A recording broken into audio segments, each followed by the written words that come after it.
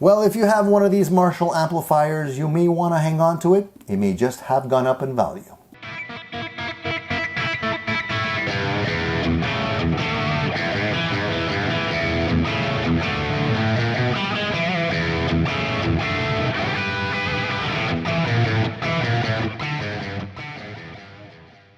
Well, if you haven't already heard the news, you probably will. It's all over the internet. Marshall has been sold to a company from Sweden called Zounds. It's a pretty sad day, if you ask me. I wasn't expecting this news this morning, and it caught me off guard. You know, Marshall is one of those things that you just feel will always be there. I love my Marshall amplifier, and I'm happy to have owned a few in my lifetime. And I'm a little worried that, you know, I may have to hang on to this because they're going to be rarer and eventually hard to come by, especially if they have the little iconic British flag on the back of them, because from now on they're going to be made probably in Sweden or overseas somewhere, who knows.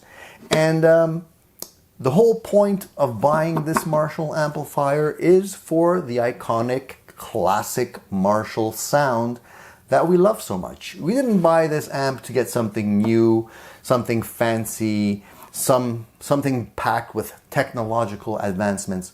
We bought this because of the great cranked gain sound that was basically the start of an era. Marshall has been made in England for the last 60 years, has been owned exclusively by the Marshall family, and it's a legacy product, and it's valuable because it is a legacy product. Everyone who's everyone in the history of rock and roll has played through one of these things. Jeff Beck, Jimi Hendrix, The Who, Eric Clapton, the list goes on and on and on.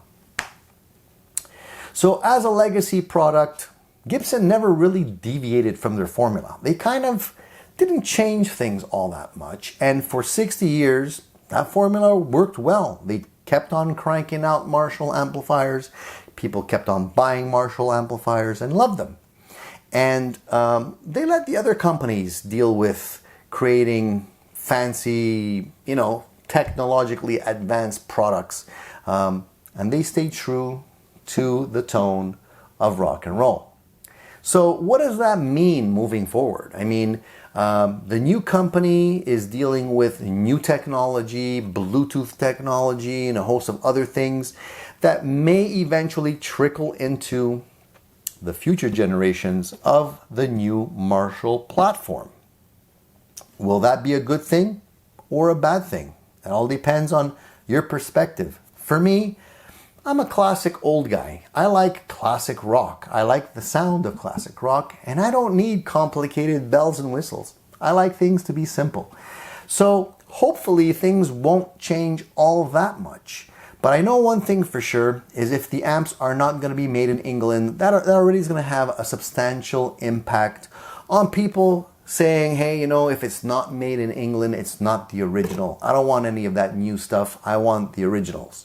So if you have an original Marshall, you might want to hang on to it, because I have a feeling that the value has just gone up. Yes, there's a lot of used Marshalls still floating around out there, but ultimately the price will jump up. People are going crazy. You all saw what happened with the Bad Monkey. Just because somebody mentioned it sounded like a clone, everyone went bananas and the price jacked up $1,000. With the news of Marshall being sold, I have a feeling that most people will hang on to their British versions and see what happens. I really love the amplifier. I wouldn't want to sell it anyway, but either way, I'm definitely hanging on to it now because I feel like I own a part of history right now. So it is a sad day. And I gotta say, things change, things evolve. I know companies need to do what they need to do to continue to operate and to be viable and to make a profit. But it really is a sad day when an iconic company like Marshall is being sold to a company outside of England, and a relatively unknown company that hasn't really been around all that long. So we don't know what's going to happen. Hopefully they won't drive it into the ground and Marshall will disappear. It can happen. We've seen it happen before. Hopefully not. Listen, we've been through acquisitions before.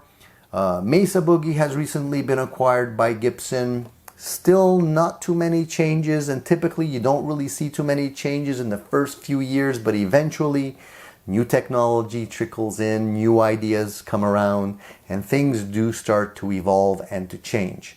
Sometimes quickly, sometimes slowly, but rarely not at all. So I'm expecting to see some changes. Hopefully they'll be for the better. So I'm really curious to hear your thoughts. What do you think about all this? Does it really make a difference in your life? Do you own a Marshall?